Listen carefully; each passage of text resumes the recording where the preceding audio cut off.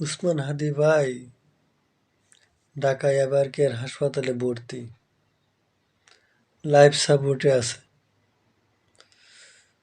বাংলাদেশের সকলের কাছে দোয়া চাই, আল্লাহ যেন ওনাকে সুস্থ করে দেয়।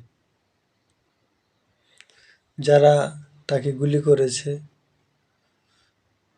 তাদের জন্য দৃষ্টান্তমূলক শাস্তির ব্যবস্থা হয়।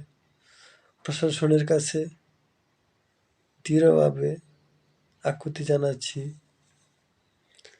আপনারা যে করেই হোক তাদেরকে আইনের আওতায় এনে দৃষ্টান্তমূলক শাস্তির ব্যবস্থা করুন। ওনার মতো একজন বিপ্লবী মানুষ আর কখনো খুঁজে পাওয়া যাবে না। আল্লাহ ওনাকে সুস্থ করে দেন, আমরা যেন ওনাকে আবার আমাদের কাছে ফিরে পাই। ওনাকে আল্লাহ তুমি সুস্থ করে দাও,